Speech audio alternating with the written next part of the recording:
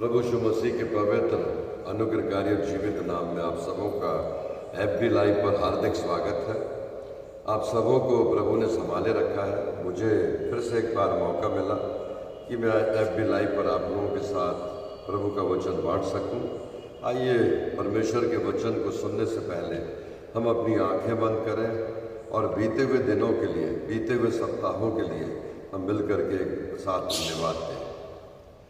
प्यारे पिता परमेश्वर, आपको हृदय से धन्यवाद कि आपने बीते हुए दिनों में और बीते हुए सप्ताह में हमारी यात्रा को मुबारक किया।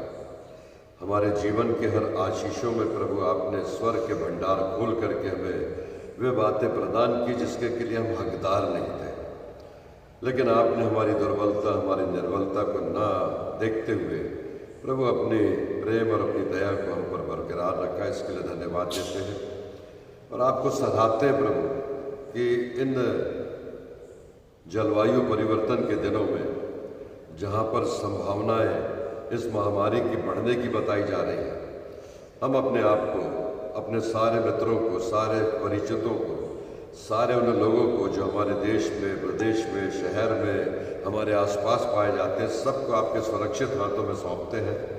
और हमारा ऐसा विश्वास है कि प्रभु आज तक आपने हमारी अगुवाई की है, आगे भी आपकी ही अगुवाई में हम अपने जीवन को संभाल सकते हैं और आपके द्वारा से इस भयानक बीमारी से छुटकारा पा सकते हैं।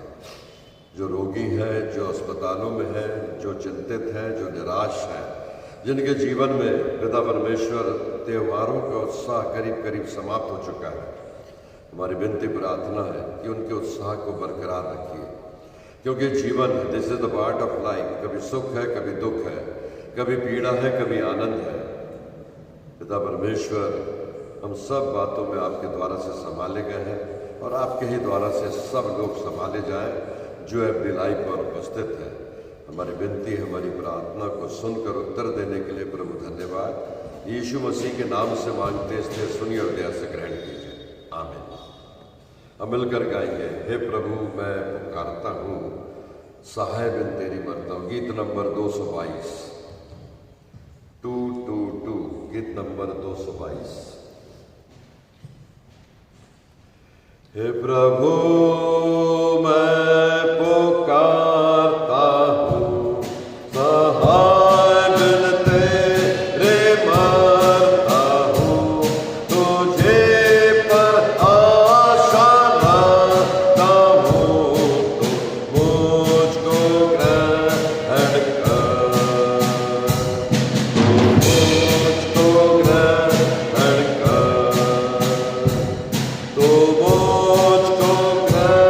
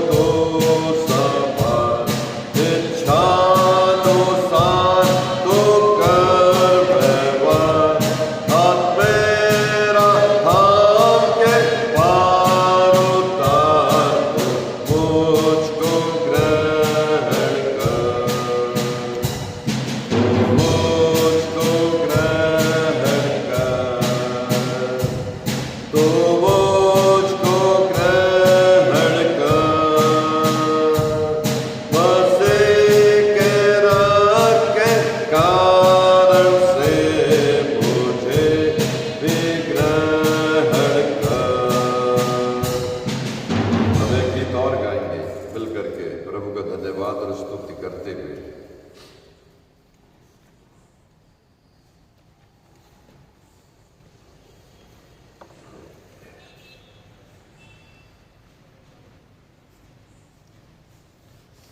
गीत नंबर 301, हे प्रभु आशीष के सोते। गीत नंबर 301। हे प्रभु आशीष के सोते, मुझसे अपना यश करा। दया तेरी अनुपम और स्थायी सर्वदा। तेरा प्रेमी है निरंतर, रहता पूर्ण से माथा। इसी प्रेम के हे परमेश्वर, गाऊंगा मैं गे सदा। तू सहायक है कृष्ण यीशु, मेरा किया है उद्धार। इसी से मैं जा पहुँचूंगा शोक समुंदर के उस पार। जब मैं भेड़ सा भटक रहा, झुंड को छोड़ना चारा शान, खोजने और बचाने आया और बहाया अपना दर्द। जीवन भर करता रहूंगा तेरा अनुग्रह प्रचार। इसी से मैं जब प्रभु सदा मानूंगा भार। तुझे भूले कोई जग में परीक्षाएं है अनेक। मेरे दिल पर तेरे छाप हो, केवल तो है प्रभु एक और गीत गाएंगे, गीत नंबर 662, जब नरसिंह फूका जाए और जगत का अंत होगा। 662। जब नरसिंह फूका जाए और जगत का अंत होगा, उस सुनहरे भोर का सूर्योदय होगा। मृत्यु सागर के उस पार विश्वास से सब होंगे जमा। मेरा स्थान में पास से हासन के होगा। नाम पुकारे जाएंगे जब, नाम पुकारे जाएंगे जब, नाम पुकारे जाएंगे जब। मेरा स्थान भी पास से हासन के होगा। ओ सुनहरे भोर से मृतक जी उठेंगे, घर में उससे सब नाम रसाएंगे। धार्मिकता के लिए ख्रिस्त जीवन मुकुट मिलेंगे, मुझको भी वो जीवन मुकुट मिलेगा। नाम पुकारे जाएंगे जब, नाम पुकारे जाएंगे जब, नाम पुकारे जाएंगे जब। मेरा स्थान भी पास से हासन के होगा। सेवक सेवा ख्रीष्ट के यहाँ रहते होते संध्या करूंगा, उसका गहरा प्रेम सदा प्रचारूंगा, कि जब आए रात्रि जग के कार्यों का भी अंत होगा, मैं भी ज्योति में नगर में रहूंगा। गाइए, अब पुकारे जाएंगे जब, हम पुकारे जाएंगे जब, हम पुकारे जाएंगे जब, मेरा स्थान भी पास से हासन के होगा। मिलकर एक दो कोरस और गाएंगे हम। गीत की किताब में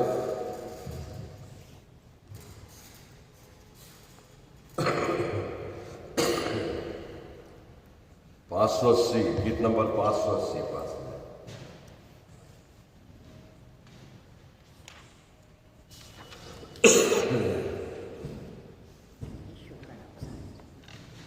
यीशु का नाम है सारी जमीन पर, जोर से गाएंगे, फिर उसके हम पूर्ण प्रभु गीतों का विश्वास वचन करेंगे। यीशु का नाम है सारी जमीन पर, जिससे सब पाने उत्थान। यीशु का नाम है सारी जमीन पर, जिससे सब पाते उत्थान।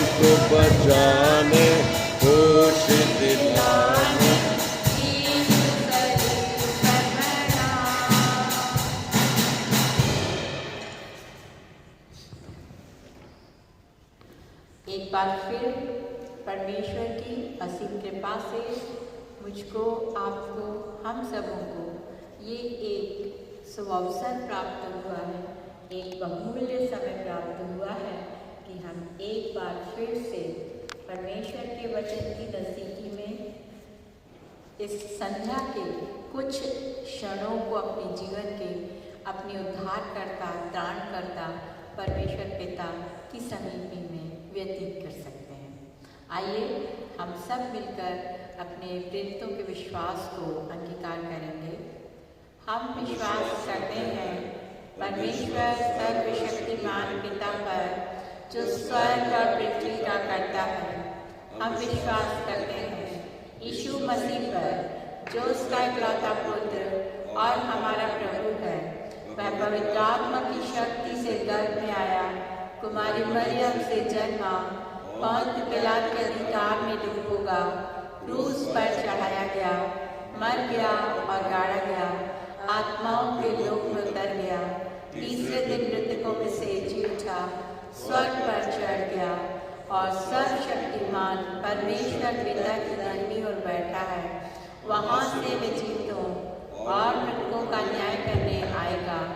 हम विश्वास करते हैं पवित्र आत्मा पर, एक पवित्र विश्वव्यापी कलीसिया पर, पवित्रों की सहभागिता पर, पाप क्षमा पर, मृतकों के पुनरुत्थान और अनंत जीवन पर। आमीन। मैं आमंत्रित करती हूँ रेवरेंड डॉक्टर अनिल मार्टिन को, जो कि परमेश्वर के वचन से प्रचार करके हम सबों को परमेश्वर के वचन से अनुग्रहित करेंगे और आशीषित करेंगे। Reverend doctor Anil Martin.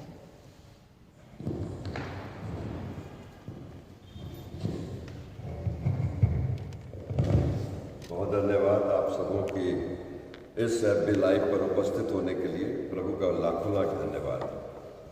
हमारा देश इस समय ज्योति का पर्व मना रहा है, दीपावली, धनतेरस है, और इस त्यौहार के अवसर पर मैं संपूर्ण मसीह समाज की ओर से उन सारे श्रोताओं को दीपावली की शुभकामनाएं देना चाहता हूँ।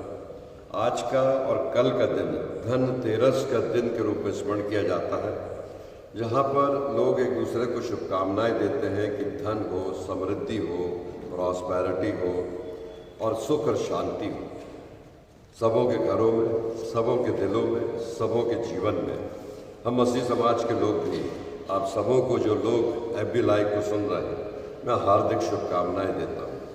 बाइबल में, पवित्र धर्मशास्त्र में और यीशु मसीह के द्वारा से कुछ बातें ज्योति के लिए, लाइट ऑफ द वर्ल्ड के लिए कहा गया। Light of the life and the light of the world. प्रभु यीशु मसीह ने कहा, जगत की ज्योति मैं हूँ। जो मुझ पर विश्वास करता है वो अंधकार से निकलकर ज्योति में प्रवेश करता है, और जो ज्योति में प्रवेश करता है, ज्योति में पग कदम चलता है, उसे ठोकर नहीं लगती, उसके दुर्भाग्यपूर्ण स्थितियाँ नहीं बनती, वो कभी गिरता नहीं, वो अपमानित नहीं होता, वो लज्जित नहीं होता। वो साम्राज्य जो ज्योति का साम्राज्य है उसमें प्रॉस्पेरिटी पाता है। धन, भौतिक धन, ये संसारिक धन है, लेकिन जो स्पिरिचुअल जो रिचनेस है, जो धन संपन्नता है, स्पिरिचुअल आध्यात्मिक और आत्मिक धन संपन्नता, ये चिरस्थायी है। भौतिक धन तो क्षणिक है। अगर हम इलेक्ट्रॉनिक सामान खरीदते हैं तो वो कुछ समय बाद आउटडेटेड हो जाता है। जैसे कभी VCP आया था, फिर VCR आया, फिर CDs आई, अब पेन ड्राइव आ गया, पेन ड्राइव के बाद दूसरे और डिवाइसेस आ रहे हैं। ये धीरे धीरे परिवर्तन की ओर आगे चला जाता है। लेकिन कोई डिवाइस अगर पुराना नहीं होता तो वह परमेश्वर का दिया हुआ ज्ञान और परमेश्वर के द्वारा से दिया हुआ प्रकाशन, the light of the world. प्रभु यीशु मसीह ने कहा, जो मुझ में विश्वास करता है वो ज्योति पर विश्वास करता है। और ज्योति जगत में आई, लेकिन जगत के लोगों ने उसे नहीं पहचाना। जिन्होंने पहचाना उन्होंने उसे एक्सेप्ट किया, और एक्सेप्ट करके उसके पीछे चलते हुए अपने जीवन के अंधकार को मिटाते चले गए। आपके जीवन में धन, संपन्नता, वैभव और प्रॉस्पेरिटी का महत्व हो सकता है, लेकिन प्रभु में प्रिय विश्वासी हो, हमारा चिरस्थायी निवास ये दुनिया नहीं है। हमारा चिरस्थायी निवास वो हेवन है। ये जीवन जो है, ये परदेशी और यात्री का सा जीवन है। 50 साल, 60 साल, 70 साल, बल के कारण 90 साल। परमेश्वर का वचन, बाइबल हमको शिक्षा देती है कि ये परदेशी और यात्री के से जीवन को पार करके, मृत्यु से पार होकर के हम जीवन में प्रवेश करते हैं, और वो जो जीवन है वो अनंत जीवन की देने वाली आशा है।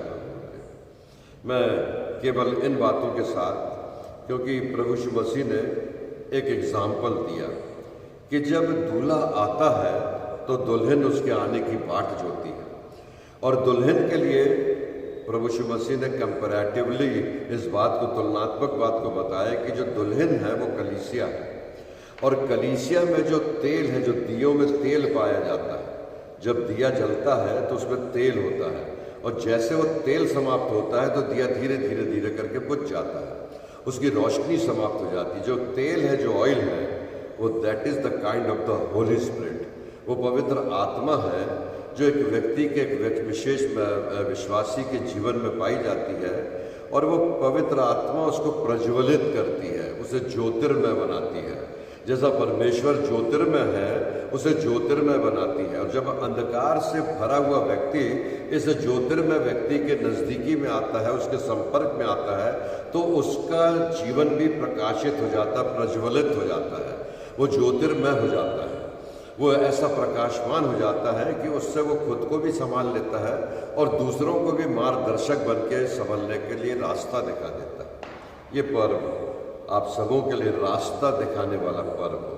ये पर्व दुनिया के लोगों के लिए अंधकार को मिटाकर ज्योति का साम्राज्य की स्थापना, और ज्योति के साम्राज्य की स्थापना में दुख नहीं है, अशांति नहीं है, जलन नहीं है, ईर्ष्या नहीं है, द्वेष नहीं है, क्रोध नहीं है, वैमनस्यता नहीं है, और तुलनात्मक विश्लेषण, दोष लगाने की आत्मा नहीं है। उसमें अगर कोई सबसे बड़ी बात है तो उसमें प्रेम है, शांति है, एक दूसरे को शुभकामनाएं देने का ये पर्व है। और इस शुभकामनाओं के साथ अंतर मन से निकले हुए आशीर्वाद के वे शब्द सामने वाले व्यक्ति के जीवन में पूर्ण होते हैं, जब वह हृदय की गहराई से, अपने भोले हृदय से, इनोसेंट हार्ट से दूसरे को शुभकामनाएं देता है। मेरा आज का विषय वो नहीं है। मेरा आज का विषय है आपसे ड्रीम्स, स्वप्न, God's love story. God's love story एक ऐसी बात जो स्वप्न के साथ आरंभ होती है।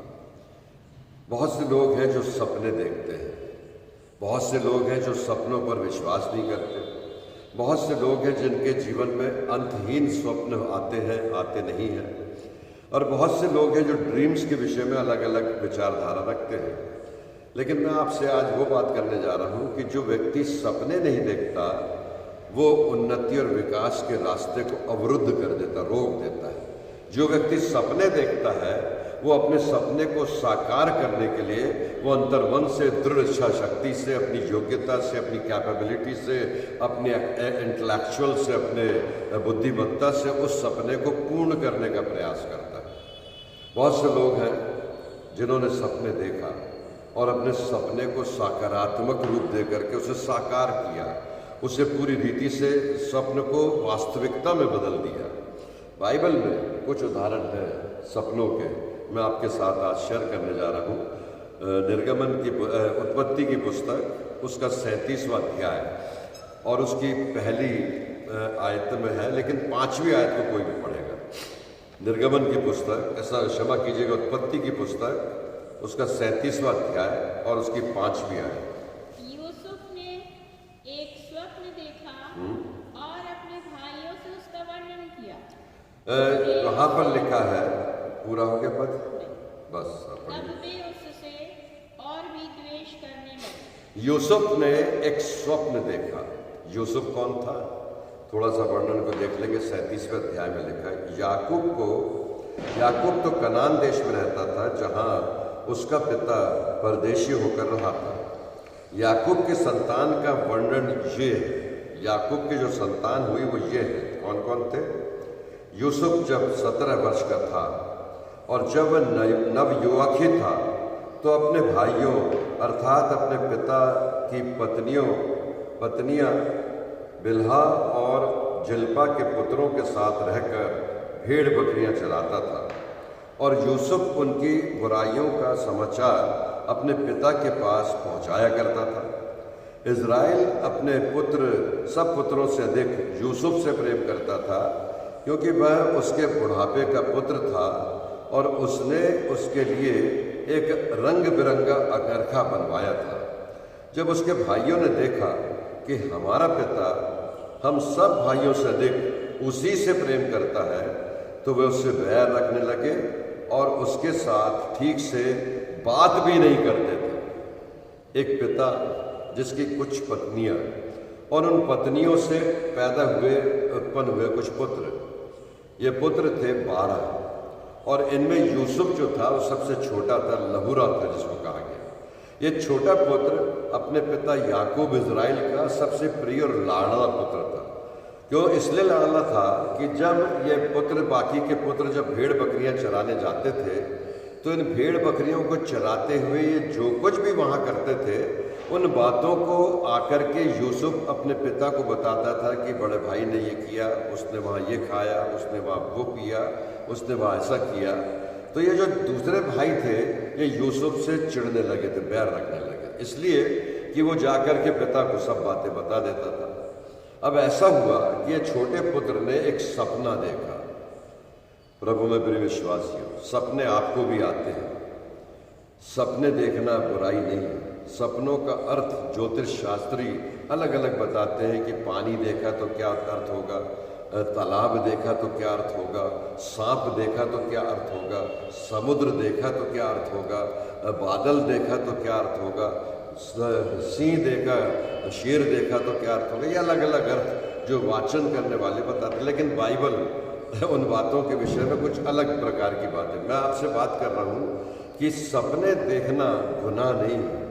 सपने देखना और सपनों को पूरा करना ये व्यक्ति के जीवन में होना चाहिए। यूसुफ छोटा बेटा था। इस यूसुफ को एक स्वप्न आया। क्या स्वप्न आया? जैसे स्वप्न आया और स्वप्न को जब उसने अपने भाइयों को बताया, यूसुफ छोटा था, इनोसेंट था, भोला था, वो कोई भी बात उसके जीवन में जो होती थी ना वो पिता से छुपाता था ना अपने भाइयों से छुपाता। उसकी एक क्वालिटी थी, उसकी सबसे बड़ी खासियत थी कि वो छुप के कोई काम नहीं करता था। अगर कुछ किया भी तो वो सबको एक्सपोज कर देता था। The quality of the person. थोड़ा ध्यान दीजिएगा, हर किसी में ये बात नहीं होती। हर कोई अपने सपनों को शेयर नहीं करता। हर कोई अपनी मन में बनाई हुई युक्ति को शेयर नहीं करता। कहीं किसी को पता लग जाए तो कहीं ऐसा ना हो कि मेरे योजना बनाने से पहले, काम करने से पहले उसको समाप्त ना कर दे, तो बड़े डर के गुप्त रूप से अपनी योजनाएं बनाते हैं। आगे में लिखा है, क्या लिखा है? उसने उनसे कहा, मेरा स्वप्न सुनो जिसे मैंने देखा। हम लोग खेत में पूले बांध रहे थे और देखो मेरा पूला उठकर सीधा खड़ा हो गया। तब तुम्हारे पूले मेरे पूले के चारों ओर खड़े हुए और उन्होंने उसे दंडवत किया। तब उसके भाइयों ने उससे कहा, क्या तू सचमुच हम पर राज करने वाला है? क्या तू निश्चय हम पर शासन करने वाला है? इसलिए वे उसके स्वप्नों और उसकी बातों के कारण उससे और भी अधिक प्यार करने लगे। फिर उसने एक और स्वप्न देखा।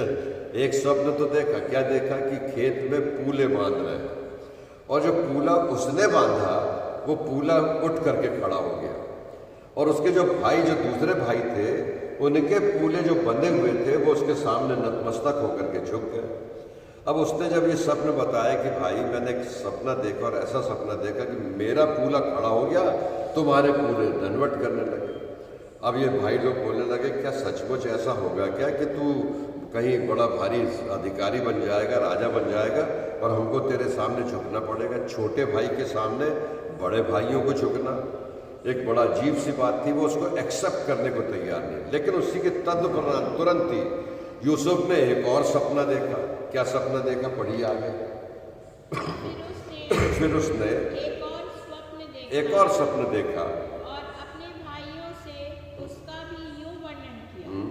सुनो, हाँ, मैंने एक और स्वप्न देखा। उसने कहा, सुनो मैंने एक और स्वप्न देखा। थोड़ा ध्यान से। कि सूर्य और चंद्रमा और 11 तारे मुझे दंडवत कर रहे हैं। इस स्वप्न का उसने अपने पिता और भाइयों से वर्णन किया। तब उसके पिता ने उसको डांट कर कहा, यह कैसा स्वप्न है जो तूने देखा है? क्या सचमुच मैं और तेरी माता और तेरे भाई सब जाकर तेरे आगे भूमि पर गिर के दंडवत करेंगे?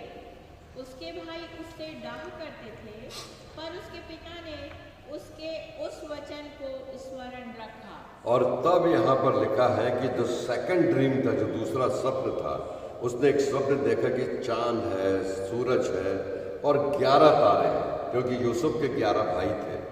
और उसने कहा कि एक तारा चमकदार था, वो तारे के सामने ये सब के सब आकर के नतमस्तक कर रहे हैं, झुक गए उसके सामने। तो जब उसने ये स्वप्न बताया तो उसके माता पिता भाई ये सब कहने लगे, तो कैसा स्वप्न बता रहा है? क्या ऐसा होगा कि तेरे भाई और हम भी तुझे दंडवत करेंगे जो हम माता पिता? प्रभु में प्रिय विश्वासी, ये स्वप्न तो यूसुफ ने देखा था, पर ये स्वप्न परमेश्वर की ओर से उसे दर्शन के रूप में मिल रहे थे। और ये दर्शन था जो यूसुफ को लगातार परमेश्वर अपने द्वारा से दे रहा था। हो सकता है प्यारे मित्रों, मुझे और आपको परमेश्वर कुछ ना कुछ दर्शन दे रहा हो, स्वप्न दे रहा हो, मार्गदर्शन दे रहा हो, और उसे हम समझ ना पा रहे हैं। क्योंकि यूसुफ का जो स्वप्न था, बाद में चल करके उसके क्या परिणाम हुए, बाइबल में इसका बड़ा स्पष्ट वर्णन किया गया है। जब इन लोगों ने ये सुना कि सेकंड ड्रीम भी, जो दूसरा स्वप्न है, उसमें भी हम सब झुक रहे हैं, दंडवत कर रहे हैं, तो वो और चिढ़ने लगे। ऐसा हुआ कि भाई लोग भेड़ बकरियां चराने गए हुए थे। याकूब ने अपने छोटे पुत्र यूसुफ को बोला कि जाओ भाई, जाके देख के आओ ये 11 भाई कहाँ पर भेड़ बकरी चरा रहे हैं, और जाकर के उनकी जरा सुधी लो, मुझे आगे जानकारी दो। जब यूसुफ उनको देखने के लिए गया तो ये 11 भाई इन दोनों स्वप्नों को सुनकर इतने जलजलाहट से भर गए थे कि वो यूसुफ को समाप्त कर देना चाहते थे। उन्होंने अंदर ही अंदर 11 भाइयों ने योजना बना ली, और योजना क्या बनाई कि यूसुफ को मार दिया जाए या कहीं ना कहीं फेंक दिया जाए। इन 11 भाइयों में एक भाई था रूबिन, जिसका नाम था, जो मिल्का का पुत्र था। उसने जब ये 10 भाइयों की सुना कि छोटे भाई को ये लोग मारने का प्लान बना रहे हैं, योजना बना रहे हैं, तो उसका मन थोड़ा विचलित हो गया। उसने भाइयों से कहा कि भाई एक काम करो, उसको मारो मत, इसको मत मारो, इसको ऐसा करो कहीं कुएं में डाल दो, कहीं छुपा दो, और बाद में हम जाके पिता को बता देंगे कि ऐसा हो गया वैसा हो गया, और उसको एक काम करो, मारो मत। भाइयों ने लेकिन इसकी बात, रूबिन की बात सुनने से पहले इस भाई का सौदा इश्माइलियों से कर दिया था। प्यारे, इस छोटे भाई को इश्माइलियों के हाथ से 10 भाइयों ने उसको बेच दिया था, उसको दास बनाने के लिए बेच दिया था। उस समय की प्रथा थी कि जब किसी को बेचा जाता था, खरीदा जाता था, तो उसको अपने यहाँ पर ले जा करके उसको दास या नौकर बना करके रखा जाता था। और जब यूसुफ को इन्होंने बेच दिया, और इन्होंने जब रूबिन को बताया कि भाई हमने मारा नहीं, तो बेच दिया, तो उन्होंने उसको एक काम करो, उसने कहा कि गड्ढे में डाल दो, कुएं में डाल दो, और उसका जो उसके पिता ने उसके लिए एक रंग बिरंगा अंगरखा बना के रखा था, और यूसुफ को वो उसने दिया था, और यूसुफ उसको पहनकर अपने पिता को बड़े गर्व के साथ धन्यवाद देता था, क्योंकि रंग बिरंगा अंगरखा यूसुफ छोटे बेटे के लिए पिता ने बनवाया था। उसके अंगरखे को उन्होंने उतारा, उस अंगरखे में एक भेड़ को मारा, बकरी को मारा, उसका खून उसके अंगरखे में लगाया, और ले जा करके अंगरखा पिता को दिया कि पिता, वो बेटा जिसको कि तू बहुत प्यार करता था, उसको भेड़िए ने और जानवरों ने खा लिया, उसका अंगरखा हमको मिला, उसमें खून लगा हुआ। प्रभु में बड़ी विश्वासियों, पिता के लिए सबसे बड़े दुख की जो सूचना थी वो ये थी कि उसका छोटा बेटा, जिससे वो बहुत प्रेम करता था, उसके मरने की सूचना उसको मिली थी। वर्तमान समय में कुछ ऐसी बात अगर हमारे जीवन में हो जाए प्यारे मित्रों, तो बहुत कठिन स्थिति होती है। मैं उसके आगे आप लोगों को और बातचीत करूंगा कि आगे क्या हुआ, लेकिन उसके पहले हम कुछ बातों को देख लेंगे। याकूब की पत्री उसका एक ही अध्याय है, उसकी 24वीं आयत निकाल करके पढ़ेंगे। God shows Christian in advance that they are presented by Christ as faultless before his presence। परमेश्वर ने मसीह लोगों को अपनी उपस्थिति में इसलिए बनाए रखा है कि वो दोष मुक्त जीवन इस संसार में बिताएं। पढ़िएगा याकूब 1 उसका 24वां पद। इसीलिए हाँ, वह अपने आप को देखकर चला जाता और तुरंत भूल जाता है कि मैं कैसा था। एक व्यक्ति अपने चेहरे को जब आईने में देखता है और देख करके वो अपने आप को तैयार कर लेता, बाल ऐसे बने, क्रीम ऐसी लगी, मूंछ ऐसी है तो लिपस्टिक ऐसी है तो आईब्रो ऐसी है। और जैसे वो आईने के सामने से हटते हैं तो थोड़ी देर में अपना चेहरा जो हमने देख करके निकले थे वो खुद ही भूल जाते कि हमारा चेहरा कैसा था। बार बार याद करने पर भी वो चेहरा याद नहीं आता, जबकि कि रोज हम 20 बार अपने आप को आईने में देखते हैं, लेकिन आईने के सामने से जैसे ही हटते हैं वास्तविकता से परे हो जाते हैं, काल्पनिकता में आ जाते हैं और अपने आप को दुनिया में भुला देते हैं। प्यारे कुछ ऐसा ही ये स्वप्न है, लेकिन स्वप्न जो है वो मार्गदर्शन दे रहा था। स्वप्न है जो वास्तविकता में बदलने जा रहा था। पौलुस ने अपनी पत्री में लिखा, रोमियो की पत्री उसका 8वां अध्याय उसकी 18वीं आयत में, कि we have already captured a glimpse of the glory that shall be revealed unto the Christ. प्रभु यीशु मसीह के द्वारा से हमको उस महिमा में बुलाए जाने के लिए अपना स्वप्न, अपना दर्शन मिल चुका है। और किसके द्वारा से मिला है? यीशु मसीह के द्वारा से मिला है। यीशु मसीह के द्वारा से कैसे मिला है? कि मैं जगत के अंत तक तुम्हारे साथ हूँ, जो कुछ तुम मेरे नाम से मांगोगे मैं तुम्हें संसार में दूंगा, जो कुछ तुम मेरे नाम से बांधोगे मैं संसार में बांधूंगा, जो कुछ तुम इस संसार में खोलोगे मैं स्वर्ग में भी उसको खोलूंगा। Not only the world but in the haven also. पढ़िएगा, क्योंकि मैं समझता हूँ इस समय के दुख और क्लेश उस महिमा के सामने जो हम पर प्रकट होने वाली है कुछ भी नहीं है। कुछ ऐसा ही हुआ था प्यारे मित्रों यूसुफ के साथ। उसे कुएं में बांध करके डाल दिया गया था, उसके अंगरखे को निकाल करके खून से भरे हुए कपड़ों से सान कर पिता को दिखा दिया गया था। इन्होंने, भाइयों ने तो ये सोचा था, लेकिन यूसुफ को परमेश्वर ने ये सब करने से पहले ही दर्शन दे चुका था। प्यारे मित्रों, उसको स्वप्न में बता चुका था कि आगे क्या होने वाला है। वो जो ग्लिम्स था, जो उसके लिए जो फ्यूचर था, वो बहुत ब्राइट फ्यूचर था। एक और पद देखेंगे, पहला कुरिन्थियों की पत्री उसका 15वां अध्याय उसकी 54वीं आयत। पहला कुरिन्थियों 15 उसका 54वां पद।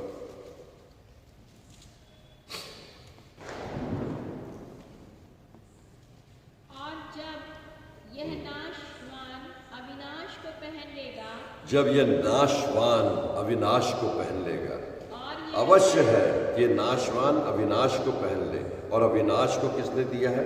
वो प्रभु यीशु मसीह ने दिया। ना दिस इज द टाइम, ये समय है जब प्रभु स्वप्न दिखा रहा है, जब प्रभु दर्शन दे रहा है, जब प्रभु फोरकास्ट कर रहा है। मैंने आज एक कटिंग नहीं लाया प्यारे मित्रों, मैंने आप लोगों के साथ पहले बहुत सी बातें कर चुका हूँ कि 10 विपत्तियों में से करीब 6 और 7 विपत्तियाँ हम देख चुके हैं अभी इन्हीं दिनों में।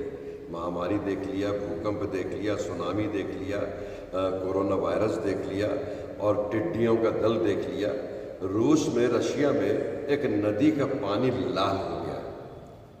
कल की एक न्यूज़ थी, परसों की हेडलाइन न्यूज़ थी कि रशिया में एक नदी का पानी जो बह रहा था वो लाल रंग का हो गया। उसमें बदके भी नहीं तैर रही हैं, वो दूषित हो गया, विषाक्त हो गया है, उसको कोई पी नहीं सकता, उसमें कोई रह नहीं सकता, उसमें कोई हाथ नहीं डाल सकता। अभी तो एक देश की नदी लाल हुई है। हो सकता आने वाले दिनों में पूरे संसार की जल को परमेश्वर कहीं लाल न कर दे, विषाक्त न कर दे।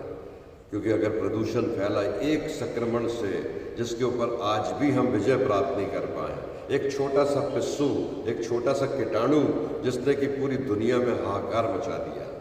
प्रभु में मेरी विश्वास है, now this is the time we have a glimpse of the big picture that we will be raised imperishable and इनकॉर्पोरेबल।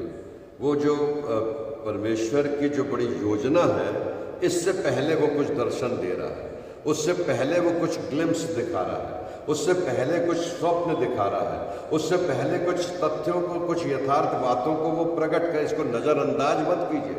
ये इग्नोर करने वाली बात नहीं कि किलोमीटर पे टिड्डियां उड़ करके हमारे देश से गई।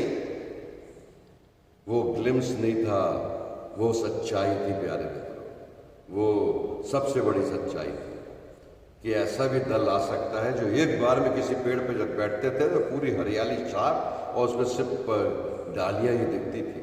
जिस खेत में वो घुस गई, पूरी की पूरी हरियाली खत्म हो गई, वो दाना चर करके रातों रात उड़ गई। प्रभु प्रिय, दिस इज नॉट ड्रीम्स। फिलिपियों की पत्री उसका 3रा अध्याय उसकी 21वीं आयत, कि एक बड़े बिग पिक्चर, एक बड़े शो के लिए हमको कुछ बातें हैं जो दिखाई जा रही हैं, हमें कुछ बातें हैं जो दर्शन में बताई जा रही हैं, कुछ स्वप्न हैं जो आने वाले समय में हो सकता है वो पूरा करने के लिए, होने के लिए हो जाए। पढ़िएगा फिलिपियों की। मैं अपनी शक्ति के उस प्रभाव के अनुसार जिसके द्वारा वह सब वस्तुओं को अपने वश में कर सकता है, हमारी दीनहीन देह का रूप बदलकर अपनी महिमा की देह के अनुकूल बना देगा। जो सब वस्तुओं पर अधिकार रखता है, जिसके नियंत्रण में जलवायु है, जिसके नियंत्रण में पर्वत और पूरी प्रकृति है, जिसके नियंत्रण में स्वर्ग और पृथ्वी है, वो कुछ भी कर सकता है। हमारी इस दीनहीन दशा को बदलकर वो अपने रूप में, अपने स्वरूप में बना देगा। आज तो अभी क्लेश हो रहा है, आज तो हमें संकट दिखाई दे रहा है, आज तो हमें कमी दिखाई दे रही है, आज तो हमें दुख और बीमारी और पीड़ा का सामना करना पड़ रहा है, लेकिन आने वाले समय के लिए एक बिग पिक्चर है जो वो दिखा रहा है। यूहन्ना ने अपने दर्शन में इस बात को देखा। प्रकाशित वाक्य की पुस्तक उसका 21वां अध्याय और उसकी 4थी आयत को निकाल करके पढ़ेंगे, जहाँ पर we have already caught a glimpse of the big picture of heaven where there will no longer any death. हमको वो स्वर्ग का चित्रण बताया गया है जहाँ पर लंबे समय तक मृत्यु नहीं रहेगी, वहाँ पर जीवन होगा और जीवन ऐसा होगा जो अनंत जीवन होगा। प्यारे मित्रों, पढ़िए।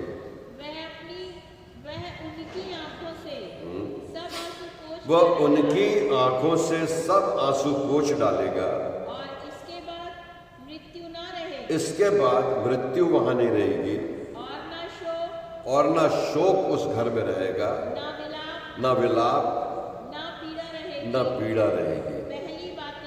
पहली बातें क्या है? जाती रही, और अब नई बातें हैं जो आ रही हैं। वो पीड़ा, वो क्लेश, वो मृत्यु, वो संकट, वो रोग, वो हानि, वो महामारी, ये सब धीरे धीरे धीरे जाती रहेंगी। आने वाला समय एक बिग पिक्चर है जो प्रभु दिखा रहा। अब यहाँ पर देखिए यूसुफ के जीवन में क्या हुआ। यूसुफ के जीवन में ये हुआ कि जो यूसुफ को भाइयों ने बेच दिया था, उसको बेचे जाने के बाद जब वो मिस्र के देश में पहुंचा, जहाँ पर उस देश में पहुंच करके उसको वहाँ पर भी जेल जाना पड़ेगा, ये उसने सोचा नहीं था।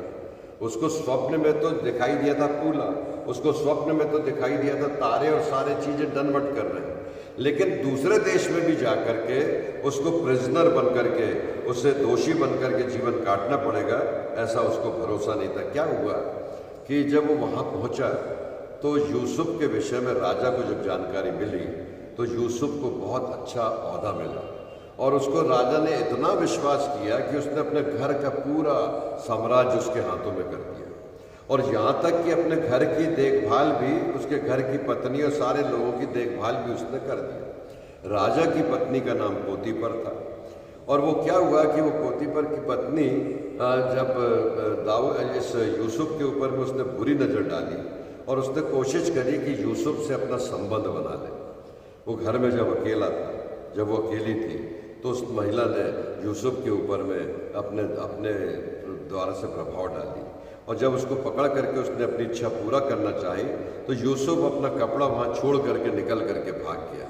और जब वो भाग गया तो उसने जोर से राजा को चिल्ला के बोली कि इसने मेरे साथ बलात्कार किया, व्यभिचार किया और इस प्रकार से अत्याचार किया। राजा को बड़ा क्रोध आया क्योंकि उसे अपनी पत्नी की बात पर बड़ा विश्वास था। यूसुफ ने अपना पक्ष रखा, लेकिन राजा ने उसको अनसुना कर दिया और यूसुफ को बंदी गृह में डाल दिया गया। यूसुफ यहाँ स्वप्न देख करके, भाइयों के द्वारा से प्रताड़ित होकर के, अपने स्वप्न को देखते सुनते सुनते वो राजा के इधर आया था। यहाँ पर उसको सम्मानित पद मिला था। पद मिलने के बाद वो इतना अपमानित हुआ कि उसको जेल जाना पड़ा। जब वो जेल में था तब यूसुफ को फिर कुछ स्वप्न की बातों का सामना करना पड़ा। कैसे करना पड़ा? 40वां अध्याय निकालिएगा, उत्पत्ति 40, उसके पहले पद से पढ़ना शुरू कीजिए। उत्पत्ति की पुस्तक उसका 40वां अध्याय और उसके पहले पद से। इन बातों के पश्चात ऐसा हुआ कि मिस्र के राजा के पिलाने हारे और पकाने हारे ने अपने स्वामी के विरुद्ध वहां पर लिखा है मिस्र के राजा के पिलाने वाले और खिलाने वाले, ये दोनों अलग अलग थे ना। पकाने वाले और खिलाने पकाने वाले, जो जो साथी बन करके राजा को दाखरस पिलाया करते थे, पिलाने वाले और खाना पका करके जो अच्छे से अच्छा भोजन देते थे, इन दोनों से कुछ गलती हो गई। पढ़िए क्या हुआ। तब फिरौन ने अपने उन दोनों हाकिमों अर्थात पिलानेहारों के प्रधान और पकानेहारों के प्रधान पर क्रोधित होकर उन्हें कैद करा के अंगरक्षकों के प्रधान के घर के उसी बंदीगृह में जहां यूसुफ बंदी था डलवा दिया। तब अंगरक्षकों ने वहां पर, जब वहां लिखा है कि जहां पर यूसुफ बंदीगृह में था, उसी बंदीगृह में, उसी जेल में इन दोनों को भी उसने डलवा दिया। अब जो ये दोनों जब जेल में पहुंचे और पहुंच करके जब रात को सोए प्यारे मित्रों, तो दोनों ने, पिलाने वाले ने और पकाने वाले ने, एक एक सपना देखा और सपने में कुछ अजीब प्रकार की बात देखी। वहां लिखा है तब प्रधान साकी ने अपना स्वप्न यूसुफ को बताया।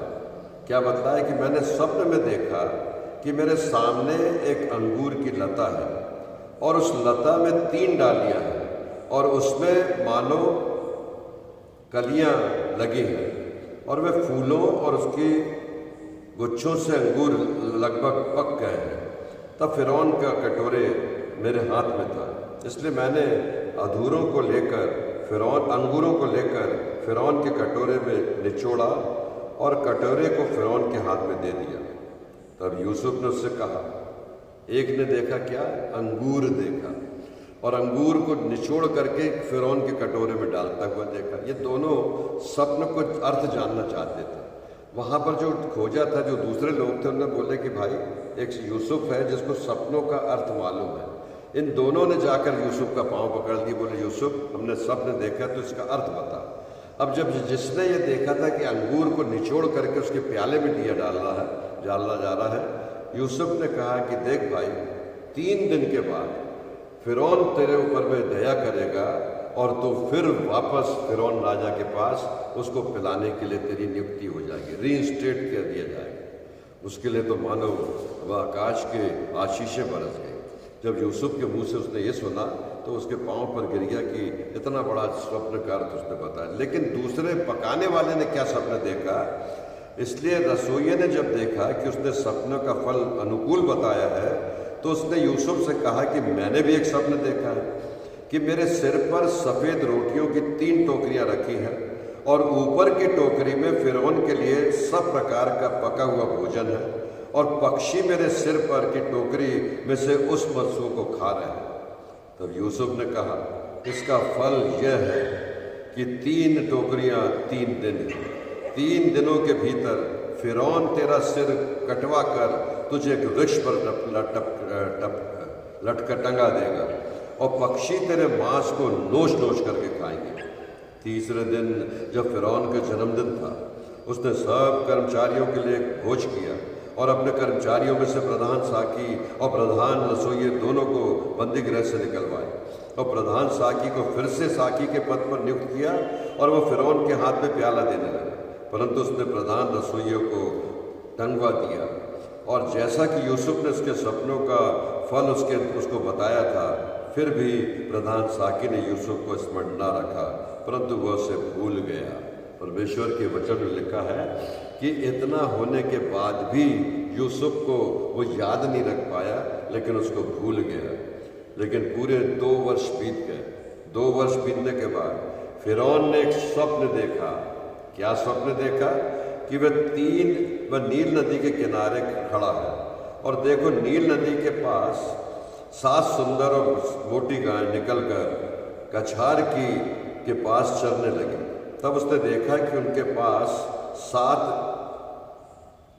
गाय जो कुरूप और दुर्बल है नील नदी से निकली और दूसरी गायों के पास नदी के किनारे पर आ खड़ी हुई और इन कुरूप और दुर्बल गायों ने इन 7 सुंदर और मोटी गायों को खा लिया। तब फिरौन जाग उठा और वह फिर सो गया।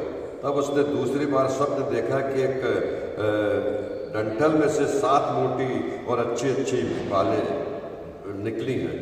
जब उसने उनके पास 7 बालें पतली और पुरवाई के मुरझाई हुई निकली, और वह पतली बालों ने उन 7 मोटी और अन्न से भरी हुई बालों को निगल लिया। फिरौन जागा और उसे मालूम हुआ कि वह स्वप्न था। और जब फिरौन ने जिस स्वप्न को जानना चाहा, आगे में लिखा है कि सब से पूछवाया, उसने एक से एक भविष्यवक्ताओं को बुलाया, ज्योतिषियों को बुलाया, स्वप्नदर्शियों को बुलाया, लेकिन कोई भी उसका अर्थ नहीं बता पाया।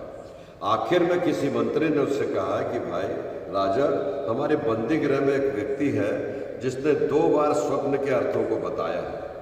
प्रभु में प्रिय विश्वासियों, वैसे ही हुआ। राजा को जब मालूम हुआ कि वो यूसुफ है तो उसको बुलवा भेजा, और तब आकर के यूसुफ ने राजा को उसके सपने का अर्थ बताया। क्या बताया? कि 7 साल तो तेरे राज्य में बहुत अच्छी फसल होगी, उपजाऊ होगी, पानी गिरेगा और भरपूरी ही भरपूरी रहेगी, लेकिन उन 7 सालों के बाद अकाल पड़ेगा, और इतना भयानक अकाल पड़ेगा कि उनके लोगों को खाने के लिए नहीं रहेगा। मोहताज जो 7 दुबली गाय है, ये मोटी गायों को खा जाएंगी, क्योंकि 7 गाय वो 7 साल है जो तेरे राज्य में भरपूरी रहेगी। राजा बड़ा प्रसन्न हुआ। वो मोटी बालें, वो बालों जो पतली बालें थी, उनको भी राजा ने बताया। आखिर में मिस्र के राजा ने यूसुफ को बोला कि यूसुफ को महामंत्री बना दिया जाए और पूरा साम्राज्य उसके हाथ में दे दिया जाए, और जो ये आज्ञा दे ये राजा की आज्ञा समझी जाए, और उसको सबसे बड़ा उच्च पद मिला। प्रभु में प्रिय विश्वासियों, आगे में पढ़िएगा तो वहाँ लिखा है, यूसुफ ने जो स्वप्न वहाँ पर अपने घर में देखा था, वो स्वप्न अब पूरा होने जा रहा था। राजा के समान यूसुफ का दबदबा हो गया था। पूरे साम्राज्य में केवल यूसुफ की बात मानी जाती थी। जब अकाल के दिनों में याकूब और उसके पुत्रों को खाने के लाले पड़ गए, बाइबल में लिखा है कि वो वापस आकर के फिरौन राजा के यहाँ पर आए और आकर के अन्न लेने के लिए, क्योंकि राजा ने यूसुफ को जो आदेश दिया था, यूसुफ ने अपने खत्तों को अन्न 7 सालों में इतना भर लिया था कि जब अकाल के दिन आएंगे तब ये 7 सालों में जो अन्न जमा हुआ था वो उन 7 सालों में चला आएगा। तो अकाल के दिनों में यूसुफ उसी इकट्ठा किए हुए अनाज से लोगों की भरपाई कर रहा था। ये भाई भी वहाँ पर आए और आकर के यूसुफ को जैसे ही देखे तो उसके सामने नीचे आकर के गिर गए। यूसुफ उनको देखते से पहचान गया कि ये तो मेरे वही भाई हैं जिन्होंने मुझे कुएं में डाल दिया था, जिन्होंने मुझे मार दिया था, बेच दिया था। यूसुफ ने बिना किसी कुड़कुड़ाए इनके बैग भी भर दिया, बोरे भर दिए, बोरे में पैसे भी भर दिया, और 2-2, 3-3 बार आगे पढ़िएगा कि यूसुफ ने जो दर्शन देखा था, जो स्वप्न देखा था, परमेश्वर ने उस स्वप्न को पूरा किया था। स्वप्न देखना मत छोड़िएगा। दर्शन को पाने के लिए, समझने के लिए परमेश्वर से बुद्धि मांगिएगा। कि फिरौन ने स्वप्न देखा, उसके पिलाने वाले ने, उसके पकाने वाले ने स्वप्न देखा, और उन सपनों का अर्थ जब यूसुफ ने बताया, प्रभु आत्मा में आज भी आपके सपनों का, दर्शन का अर्थ बता रहा है। भविष्यवक्ताओं के द्वारा से, प्रचारकों के द्वारा से, पासवानों के द्वारा से, एवेंजलिस्ट लोगों के द्वारा से, और दूरदर्शन और इंस्टाग्राम और व्हाट्सएप और सारी संसाधनों से हर एक बार आपको सवेरे उठते हैं तो एक वचन मिलता है, दिन चलते हैं तो दूसरा वचन मिलता है, तीसरा रात होती तो गुड नाइट में वचन मिलता है। उन वचनों को पढ़कर परमेश्वर को धन्यवाद दीजिए कि प्रभु ने किसी के माध्यम से आपको इस वचन के द्वारा से ब्लेस्ड किया है। वो आपको दर्शन दे रहा है। स्वप्न देख करके सपनों को पूरा करना ये आपकी और मेरी जिम्मेदारी कि हम परमेश्वर के कामों में आगे बढ़ते चले जाएं और प्रभु की सेवा में निरंतर आगे बढ़ते चले जाएं। प्रभु आपको और मुझको बड़ी आशीष दे। इन दिनों में आपको और मुझको जो प्रभु ने संभाला है, हम जितना प्रभु को धन्यवाद दें, कोटि कोटि धन्यवाद दें, वो कम है। आइए हम मिलकर के गीत गाएंगे और गीत गा करके उसके बाद हम प्रार्थना के कुछ विषय हैं जिनको मैं आपके साथ आज शेयर करूंगा। उन विषयों को आप लोग अपने अपने जहाँ भी हैं एक मन और एक चित्त होकर के प्रार्थना कीजिए, ताकि बहुत से लोग हैं जिन्हें प्रार्थना की आवश्यकता है। प्रभु हमारी प्रार्थना के द्वारा से उन्हें चंगाई दे। प्रभु हमारी प्रार्थना के द्वारा से उनके जीवन में आशीष दे। प्रभु हमारी प्रार्थना के द्वारा से उनके जीवन में हर बीमारी को, हर परेशानी को दूर कर दे। मिलकर गाएंगे, शून्य से लेकर तूने मुझे, गीत नंबर 711, 711।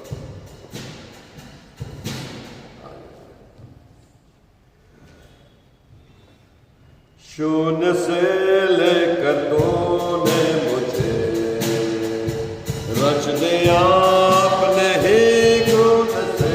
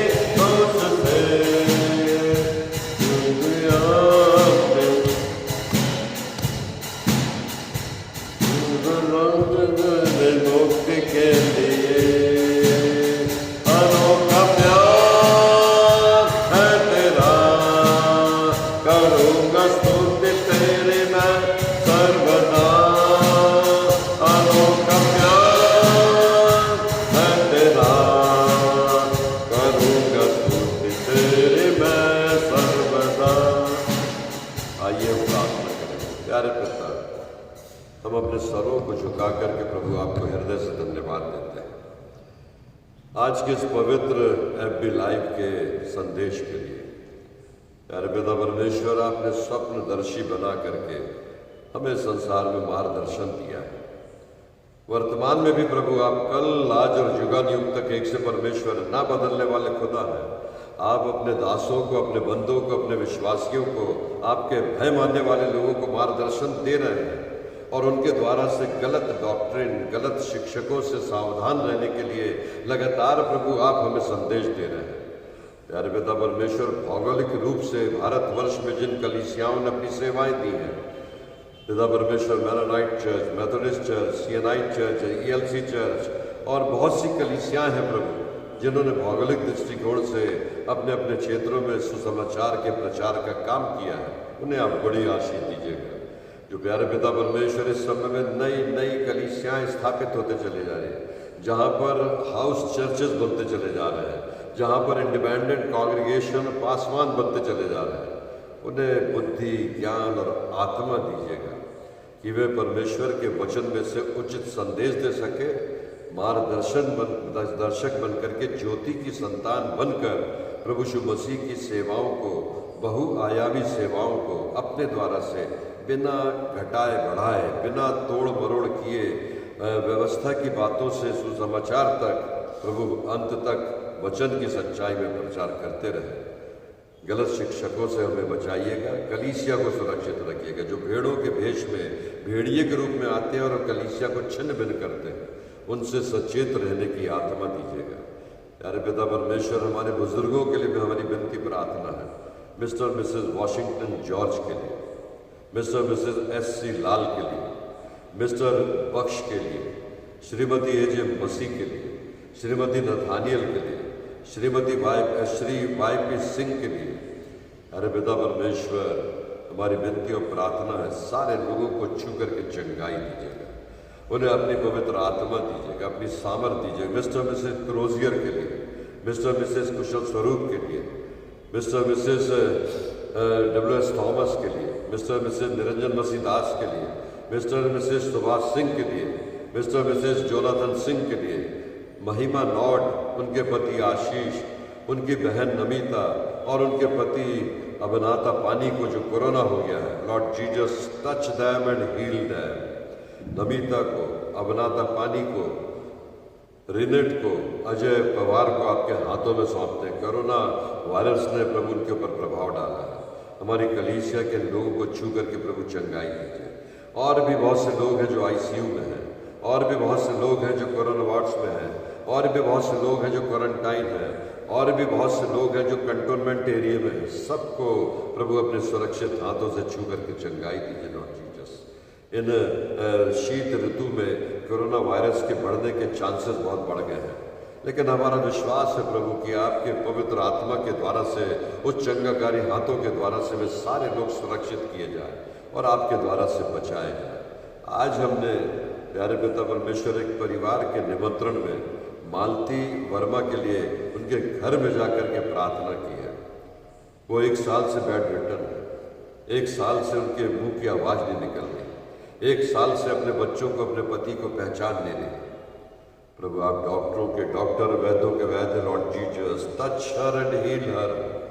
उनके घर के लोगों ने आपके दास को इसलिए बुलाया कि उनके जीवन में यीशु मसीह के नाम से मिरेकल हो, पर प्रभु यीशु मसीह आश्चर्यकर हो। आप कल, आज और युगानुयुग एक से परमेश्वर है। प्रभु से छू करके आपने चंगाई देना शुरू कर दिया है। जब हमने प्रार्थना किया तो उसके मुंह से ऐसी आवाज़ें निकली जैसे दुष्टात्मा से छोड़ करके जा रही है। किसी दुष्टात्मा से अगर वो ग्रसित थी, अगर किसी पुरानी बीमारी से वो ग्रसित है, अगर उनके पूर्वजों से किसी प्रकार के पाप और अपराध हुए हैं, अगर उनके घर से किसी प्रकार की प्रभु अनैतिक बात हुई, तो उन्हें क्षमा कीजिए लॉर्ड जीसस।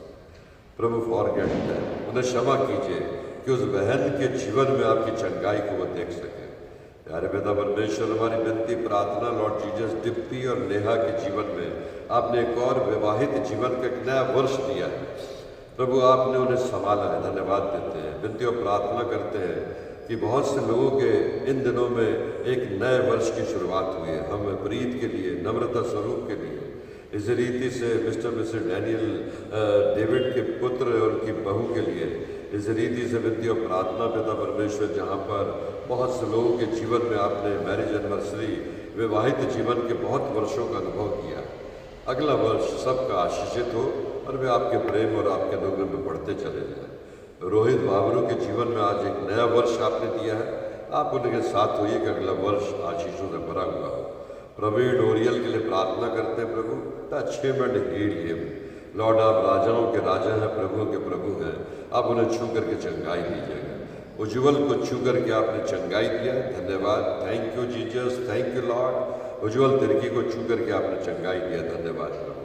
जिन घरों में विवाह की तैयारियां हो रही हैं, जिन घरों में सगाई की तैयारियां हो रही हैं, जिन घरों में बेरोजगार युवकों को रोजगार मिलने जा रहा है, जिन घरों में पिता परमेश्वर बहुत सी निराशा के बाद आशा का संचार हुआ है, बहुत सी बार प्रार्थनाओं को ब्रेक थ्रू आपने किया लॉर्ड जीसस, हम सब के लिए आपको धन्यवाद, धन्यवाद और धन्यवाद देते हैं। आदरणीय बिशप महोदय के लिए, आदरणीय आर्चडीकन महोदय के लिए, हमारी संपूर्ण सिनोडिकल काउंसिल के सम्मानित सदस्यों के लिए प्यारे पिता परमेश्वर लाखों लाख धन्यवाद। हर निर्णय आपकी महिमा का कारण बने, हर निर्णय में आपकी संगति और आपकी उपस्थिति बनी रहे, हर निर्णय से चहुमुखी विकास इस संस्था का हो सके, इस कलीसिया का हो सके, जहाँ पर स्कूल्स हैं, कॉलेज हैं, अस्पताल है, सामुदायिक विकास योजनाएं हैं, बहुत से सेवक हैं जो प्रभु यीशु मसीह इन संस्थाओं में काम कर रहे हैं, सब पर आपका अनुग्रहकारी हाथ बना रहे। इन दिनों में शिक्षण संस्थान बहुत कठिनाई से गुजर रहे हैं पिता परमेश्वर, 6 माह से जहाँ वेतन देना दूभर हो गया है, पीएफ जमा करना कठिन हो गया, ग्रेजुएटी देना कठिन हो गया क्योंकि फीस नहीं आ रही, स्कूल नहीं लग रहे, विद्यार्थी नहीं आ रहे। लॉर्ड जीसस, रास्ता दिखाइए कि इन स्कूलों के लिए आप अपने द्वारा से आर्थिक सहायता दे सकें। प्यारे पिता परमेश्वर, बहुत सी परिस्थितियों को हम आपके हाथों में सौंपते हैं, हमारे देश की और प्रदेश की सरकारों को आपके हाथों में सौंपते हैं। आने वाले वर्षों में, आने वाले दिनों में हमारा देश, हमारा प्रदेश उन्नति के शिखर पर पहुँचे। पिता परमेश्वर, अंतर्राष्ट्रीय स्तर पर हमारे देश को सब प्रकार की कठिनाई से बचाइए, दुश्मनों से बचाइए और युद्ध की परिस्थिति से बचाइए। इन दिनों में आज से लेकर के दिवाली के त्यौहार तक सबको आशीष दीजिए प्रभु। ये विनती प्रार्थना यीशु मसीह के नाम से मांगते हैं। आपने यीशु मसीह के नाम से प्रार्थना सुन करके उत्तर दिए, इसके लिए धन्यवाद देते हैं। ये विनती प्रार्थना यीशु मसीह के नाम से आपने सुना, इसलिए धन्यवाद देते हैं, मसीह यीशु के नाम से, आमीन। हे हमारे पिता, तू जो स्वर्ग में है, तेरा नाम पवित्र माना जाए, तेरा राज्य आवे, तेरी इच्छा जैसे स्वर्ग में पूरी होती है वैसे इस पृथ्वी पर भी पूरी हो। हमारे दिन भर की रोटी आज हमें दे, और जैसे हमने अपने अपराधियों को क्षमा किया वैसे हमारे अपराधों को क्षमा कर, और हमें परीक्षा में ना ला परंतु बुराई से बचा, क्योंकि राज, पराक्रम और महिमा सदा तेरे। अब हमें हमारे उद्धारकर्ता, मुक्तिदाता प्रभु यीशु मसीह का अनुग्रह, परमेश्वर पिता का प्रेम और पवित्र आत्मा की सहभागिता हमें से हर एक के साथ और विशेष रीति से मालती वर्मा के साथ प्रभु अब से लेकर आपके द्वारा से इस संसार में प्राप्त होने तक प्राप्त होती रहे, आमीन। जय मसीह की। यीशु साहब आप सबों को एक बार फिर से हार्दिक शुभकामनाएं दीपावली पर्व की। हमारे आस पड़ोस में, हमारे शहर में, हमारे मोहल्लों में जहाँ भी हम हैं, हमारे भाइयों को जरूर, बहनों को जरूर शुभकामनाएं दीजिए, क्योंकि ज्योति की संतान होकर के आप अपने प्रकाश को उन तक पहुँचाइए। उन्हें शुभकामनाएं दीजिए कि वे प्रॉस्पर जीवन व्यतीत करें, शांतिदायक जीवन व्यतीत करें, क्योंकि आपकी ब्लेसिंग बहुत से लोगों के लिए आशीष का कारण बनेगी। आप उनके घर जाना या उनके लिए प्रार्थना करना मत छोड़िए। जहाँ जाइए आप उस घर के लिए कल्याण मांगिए। जहाँ जिनसे बातचीत शुभकामनाएं करें, प्रभु यीशु मसीह के नाम से हौसले के साथ शुभकामनाएं दीजिए, क्योंकि हम उस देश के निवासी हैं जिस देश में मसीहों को स्वतंत्रता है कि प्रभु की स्तुति और सुसमाचार में वो आगे बढ़ते चले जाएं। जिन बीमारों के लिए मैंने प्रार्थना किया हूँ, मेरा अनुरोध है प्यारे मित्रों कि उनको नाम लेकर के आप प्रार्थना कीजिएगा। आपकी प्रार्थना से, मेरी प्रार्थना से उन घरों में मिरेकल्स होने जा रहा है, आश्चर्यकर्म होने जा रहा है, और आप बहुत जल्दी उसका जवाब भी सुन लेंगे, क्योंकि हमारी कोई प्रार्थना व्यर्थ नहीं गई और न जा रही है। प्रभु आप सबों को बहुत आशीष दे। जय मसीह।